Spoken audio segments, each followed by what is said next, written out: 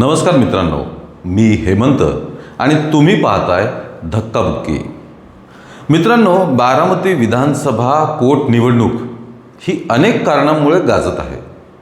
आधी ही निवडणूक कोण लढवणार, उमेदवार कोण असणार, सुनेत्रा पवारांचं नाव जाहीर झाल्यानंतर मग ही निवडणूक बिनविरोध होणार का, बिनविरोध व्हायलाच पाहिजे असं राजकीय नेत्यांकडनं बोललं गेलं.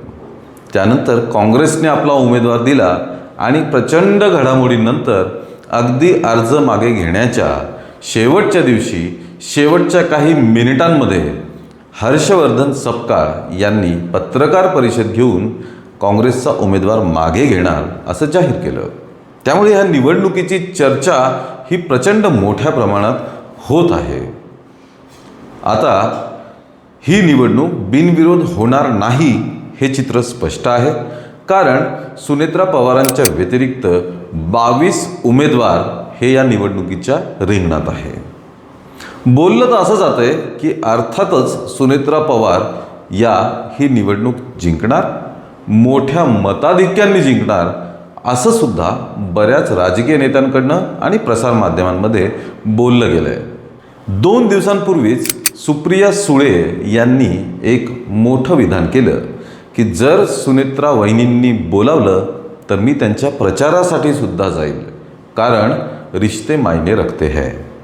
या वाक्याने सुप्रिया सुळेंच्या या विधानांनी मोठी चर्चा झाली आणि त्यानंतर दोन्ही राष्ट्रवादी एकत्र येणार की काय अशी सुद्धा चर्चा सुरू झाली. शरद पवारांनी काँग्रेसचा उमेदवार मागे घेण्यासाठी मोठे प्रयत्न केले, खरगेंपर्यंत फोन केले, सपकाळांना सांगितलं आणि शेवटी काँग्रेसचा उमेदवार मागे घेण्यात आला.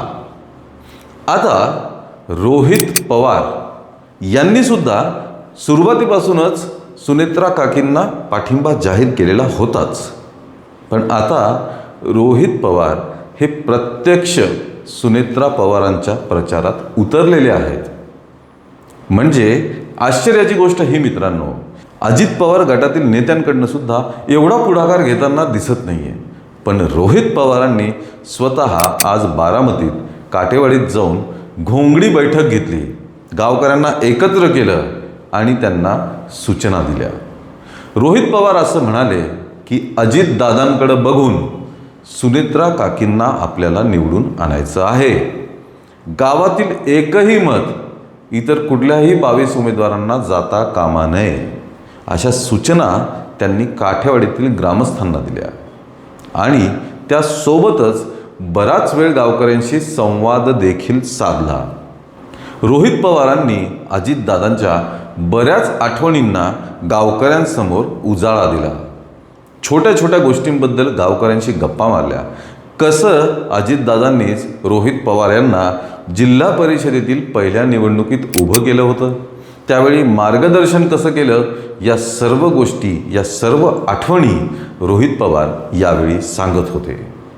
रोहित पवारांनी अजितदादांच्या अपघाती निधनानंतर त्या अपघाताबद्दल जो काही पुढाकार घेतला आणि हा अपघात नसून हा घातपात आहे, यामध्ये काय कमतरता होत्या, काय शंका कुशंकांना वाव आहे आणि चौकशी कशा पद्धतीने पुढे जायला पाहिजे याबद्दल पत्रकार परिषदा, प्रेझेंटेशन्स घेऊन अत्यंत प्रभावीपणे मांडणी केली होती. त्याबद्दल रोहित पवारांची चर्चा देखील बरीच झाली. रोहित पवार राहुल गांधींपर्यंत भेटायला गेले, मुख्यमंत्र्यांना भेटले, पुरावे स्वतः जमा केले आणि ते पुरावे मुख्यमंत्र्यांपासून ते तपास यंत्रणापर्यंत सर्वांना दिले. म्हणजे रोहित पवार आणि त्यानंतर अमोल मिटकरी यांच्या इतका पुढाकार अजितदादा पवारांच्या अपघाताच्या तपासाच्या बाबतीत इतर कोणीही घेतलेला नव्हता. पार्थ पवारांनी नंतर काही त्याबद्दलची स्टेटमेंट्स केली, पत्रकार परिषद घेऊ असंही म्हटले, पण त्यांनी ती पत्रकार परिषद घेतली नाही. रोहित पवारांनी त्याबद्दल सुद्धा वक्तव्य केलंय की पार्थ पवारांवरती काही दबाव असू शकतो, जय पवारांवरती सुद्धा काही दबाव असू शकतो, कारण जय पवारांनी सुद्धा त्यांची पत्रकार परिषद घेतली नाही. रोहित पवार अत्यंत उघडपणे दादांच्या अपघाताबद्दल बोलत होते. त्यामुळे अजित पवार यांच्याबद्दल रोहित पवारांची तळमळ आणि आपुलकी ही पूर्वीपासूनच आपण बघत आलेलो आहे.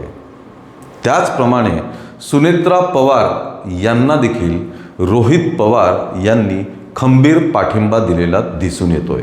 नुसते रोहित पवारच नाहीत तर शरद पवार असतील, सुप्रिया सुळे असतील, यांनी सुद्धा सुनेत्रा पवारांना पूर्ण पाठिंबा, निवडणुकीत पूर्ण ताकदीनिशी मदत ही करताना आपण बघत आहोत.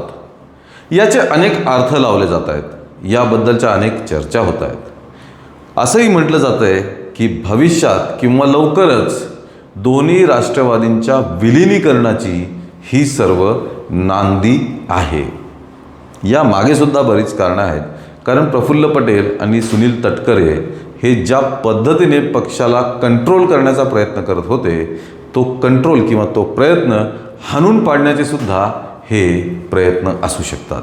भविष्यात पवार कुटुंब एकत्र यावं आणि दोन्ही राष्ट्रवादी सुद्धा त्या पाठोपाठ एकत्र याव्यात आणि पक्षाचा मालकी हक्क हा पवार कुटुंबाच्या बाहेर जाऊ नये, त्यासाठीचे हे सर्व प्रयत्न असल्याचे बोललं जात आहे.